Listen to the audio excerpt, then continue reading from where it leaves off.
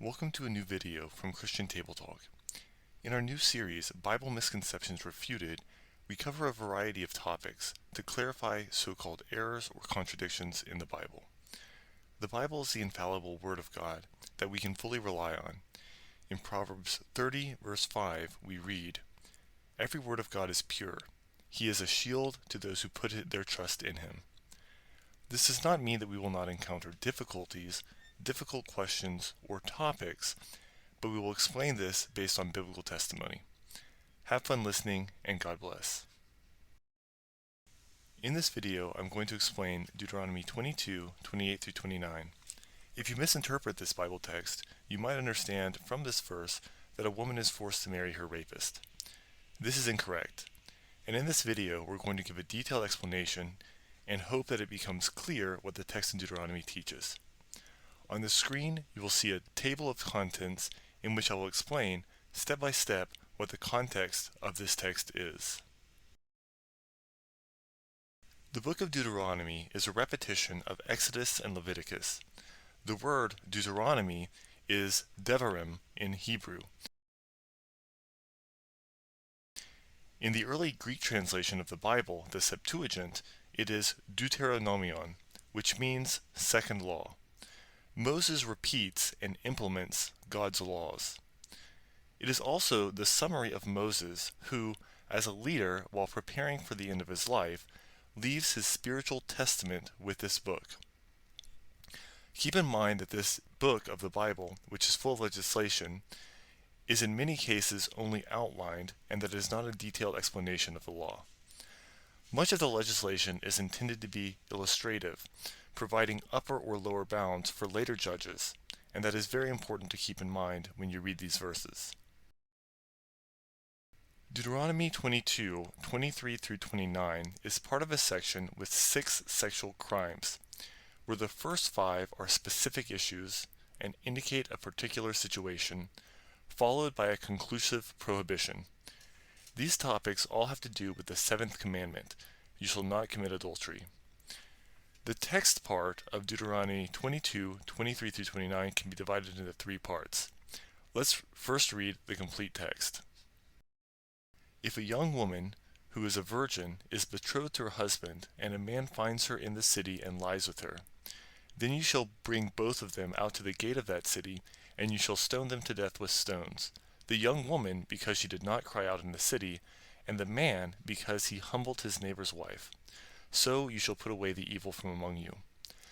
But if a man finds a betrothed young woman in the countryside, and the man forces her and lies with her, then only the man who lay with her shall die.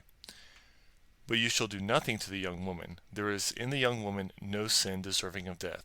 For just as when a man rises against his neighbor and kills him, even so is this matter. For he found her in the countryside, and the betrothed young woman cried out, but there was no one to save her. If a man finds a young woman who is a virgin who is not betrothed, and he seizes her and lies with her, and they are found out, then the man who lay with her shall give to the young woman's father 50 shekels of silver, and she shall be his wife, because he has humbled her. He shall not be permitted to divorce her all his days. Critics of the Bible often wonder if a commandment to help and protect, and certainly not disown these women, is too much to ask. But if you study the text carefully, you will see that the text is based on the protection of women. We must distinguish between 3 possible scenarios that are dealt with in the relevant parts of the text. The first scenario is about adultery between 2 adults, a man and a betrothed woman. Adultery indicates sexual intercourse with mutual approval with a partner who is not your husband or wife.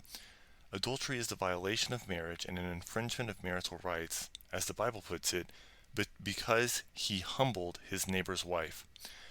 Legally, there is no distinction between a woman who is betrothed and a married woman, as she belongs to her future husband once the bride price has been paid. A woman who is betrothed made a commitment with obligations. The meeting between the man and the woman takes place in the city. The logic of this verse is as follows. When adultery takes place, she will not cry out for help as she does in a rape, as she is an accomplice in the act. At the time, the houses usually had open windows and were close to each other, so the cry for help in the case of rape would be heard. This text is therefore based on adultery.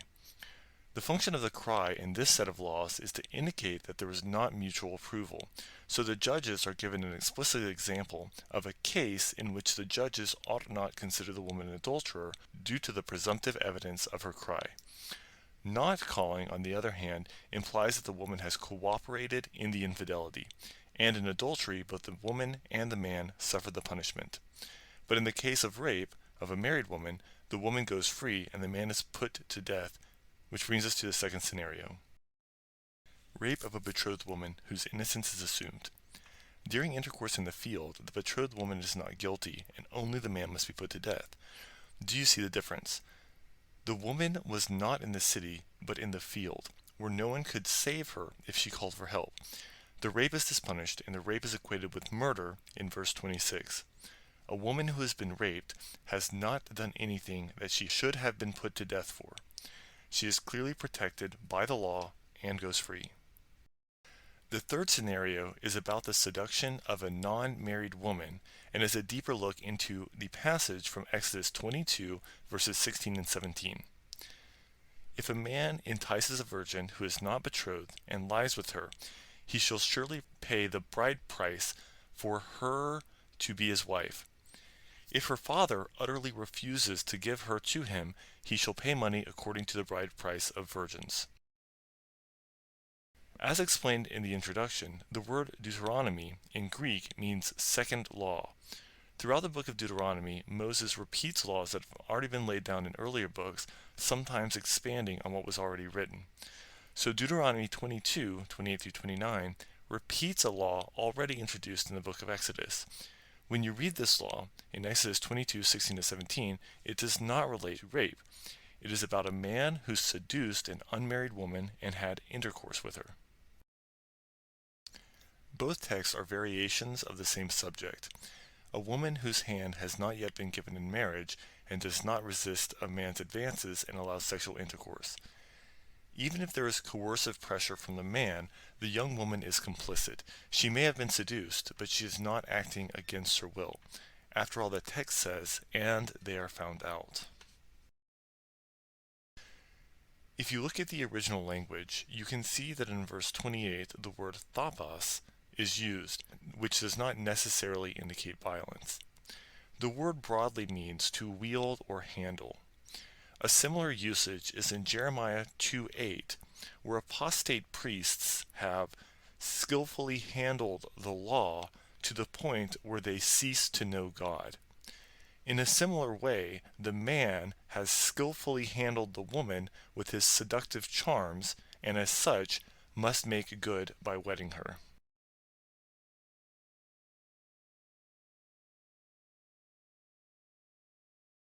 The seducer must marry her. The death penalty does not apply.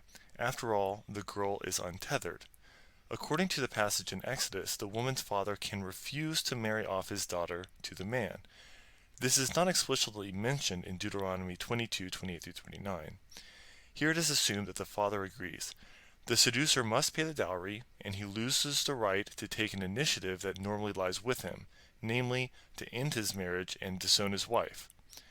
This restriction can be taken as punishment for the man and should deter other men from doing the same, but at the same time provide social protection for the girl. Deuteronomy 22:19 reads, "And they shall fine him 100 shekels of silver, and give them to the father of the young woman, because he has brought a bad name on a virgin of Israel, and she shall be his wife, he cannot divorce her all his days." Old Testament scholar Christopher J.H. Wright writes that the protection of women seems to be the main purpose of this law. The law seems to believe that for the woman, the constant safety of belonging in the home of even such a man is preferable to the capricious future that awaits a woman who is divorced under such circumstances. After dealing with the different scenarios, we come to the following conclusion. Deuteronomy 22, 23 through 24 points out that, in the case of adultery with a married woman, both the man and the woman have to be put to death. 25 through 27 tells us that a rapist of a woman who is betrothed deserves the death penalty, and that the raped woman is innocent and goes free. And of course, Deuteronomy 22, 28 through 29, what this video was originally about. does absolutely not teach that a woman should marry her rapist, but instead is about a non-betrothed woman who has succumbed to the advances of a man who seduced her will receive social protection for the rest of her life. Before I end this video, I want to clarify something. In the Old Testament, God made a covenant with Israel, and Moses in Deuteronomy explains the principles and instructions for a godly life as God's chosen people.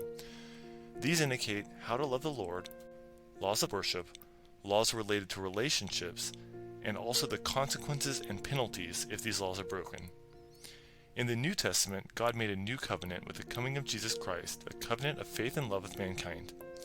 It is Jesus, the ultimate sacrifice for sin, not the laws of the Old Testament, that makes us clean now. So the law was our guardian until Christ came, that we might be justified by faith. Now that his faith is here, we are no longer under a tutor. And that concludes this video. Thank you for listening, and God bless.